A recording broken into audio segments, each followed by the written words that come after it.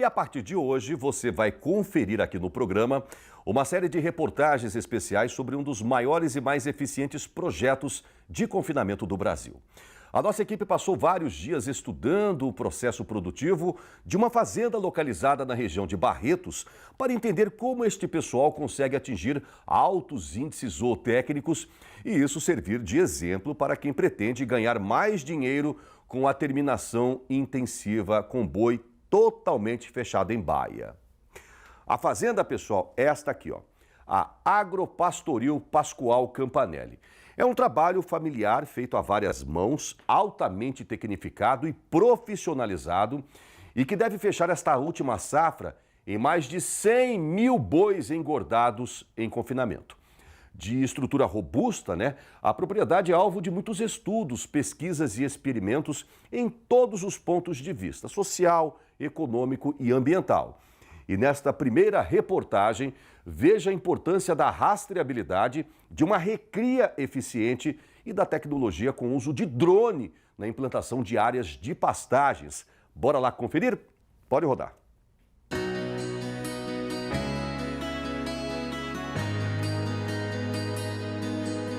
Inovação e paixão por tecnologia tá no nosso DNA, sabe? A gente começou a investir em tecnologia na agricultura.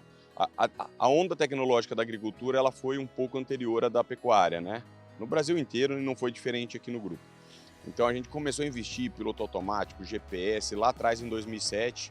Em 2015, 2016 a gente já estava usando drone. E assim, a gente tem tanta essa pegada de tecnologia e inovação que hoje a gente tem o maior centro de pesquisa do Brasil, o maior centro de pesquisa da América Latina, que a gente desenvolve tecnologias para melhora de desempenho animal e hoje a gente está virando um pouco do foco do nosso centro de pesquisa, do nosso confinamento experimental, também para pesquisa sobre emissão de metano. Uma parceria, inclusive, que nós estamos construindo com o JBS, para a gente fazer pesquisa de fato, olhando, lógico, o desempenho. Então a gente tem que sempre pensar para dentro da fazenda, aqui que você vai ganhar de desempenho, mas a gente também está olhando o que o mercado está pedindo, né, Marquinhos? O mercado está pedindo cada vez mais responsabilidade social, mais responsabilidade ambiental, né? A pecuária é um negócio que é muito apaixonante, você toma muito, às vezes, decisões pelo cheiro, pelo que você está achando, enfim, mas no nosso caso a gente está buscando cada vez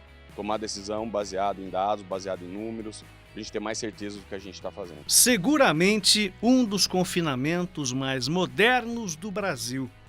Pioneiro na incorporação de tecnologia, na automação de processos, compilação e análise de dados e gerenciamento profissional de todas as operações. Um projeto que contempla agricultura e pecuária de precisão e que, pela ausência da cria, da produção própria de bezerros e pela dimensão das operações, precisa de um robusto e confiável time de fornecedores de gado e um trabalho de recria bastante eficiente. A operação foi ficando maior e a gente precisou de um investimento grande em rastreabilidade. O grupo ele adotou o Sistema Brasileiro de Identificação Animal. Então todas as nossas fazendas, os animais têm SISBOV. E a gente aproveitou e já usando essa rastreabilidade, linkamos a novos programas de gestão de confinamento, gestão de sanidade, gestão alimentar. Então hoje a nossa rastreabilidade não só ela faz a certificação de origem animal, mas como a gente tem uma visão geral do histórico do animal, ganho de peso, desempenho, qualidade, sanidade, isso dá uma garantia para que a gente possa entregar o melhor animal para o frigorífico. Hoje a gente consegue recriar 40% dos animais que a gente confina e a recria é feita em pastagens, né? E por que a recria é importante para a gente? Então, alguns pontos, né? Primeiro, porque a gente dilui o nosso custo de compra. Então, a gente compra uma arroba no mercado de São Paulo por 300, a gente trabalha para produzir uma arroba dentro da nossa casa na recria por 280, 250, 220, ou seja, então para a gente amortizar o nosso custo de compra. Esse é um primeiro ponto. O segundo ponto é que a gente prepara os animais para entrar no confinamento. Prepara tanto em termos de peso, a gente traz eles mais pesados, quanto também de comportamento e saúde. Então, porque o protocolo sanitário a gente faz na recria, então os animais chegam no confinamento simplesmente para ser brincados e pesados. E também porque o animal, a gente, no período final da recria, a gente também começa a suplementar esses animais com um volume maior de ração. Ou seja, eles já chegam mais acostumados com o coxo. E isso é super importante, principalmente para o animal Nelore, que talvez pode ser um pouco mais reativo, né? Então, com isso, a gente hoje consegue dizer que no nosso confinamento a gente tem praticamente 0 de refúgio de coxo. Por quê? Porque os animais estão sendo recriados.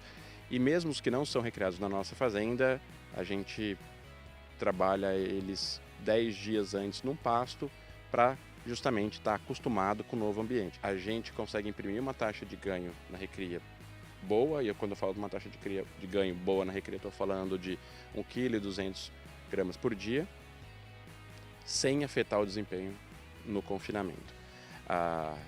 Pedro, mas aí você não explorou o ganho compensatório desse animal. A gente não está preocupado com isso, a gente está preocupado em produzir a arroba mais barata quando a gente tem pasto. E a recria possibilita isso para a gente, né? Então, e aí, o que a gente faz? Quando que a gente determina como a gente quer, idealmente, colocar um animal aqui acima de 13 arrobas, a gente vai suplementando eles para chegar nesse peso.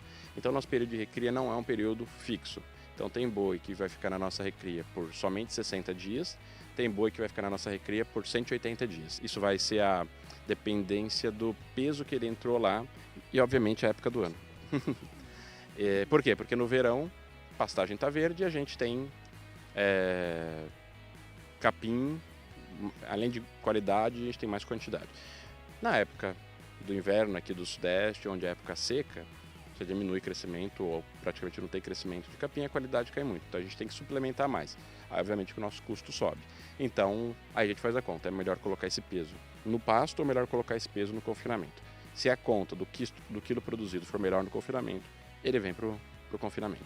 Na fábrica de ração, a automação de procedimentos garante minúcia na preparação e fornecimento da ração.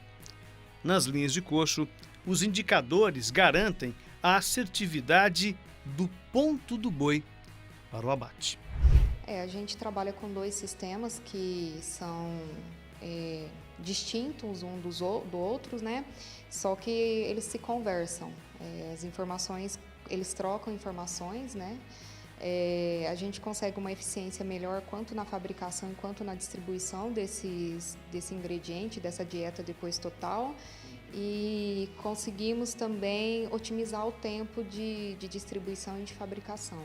A gente quer maximizar o uso da carcaça da melhor maneira, da maneira mais rentável. Ou seja, qual que é o ponto máximo de lucro que a gente vai ter com cada curral desses que estão aqui. Então a gente gerencia o curral, a gente não gerencia o boi, né? Então é a média dos bois que estão no curral. E obviamente que a gente quer todo boi que está aqui, cada dia que ele fica aqui, ele tem que estar dando dinheiro.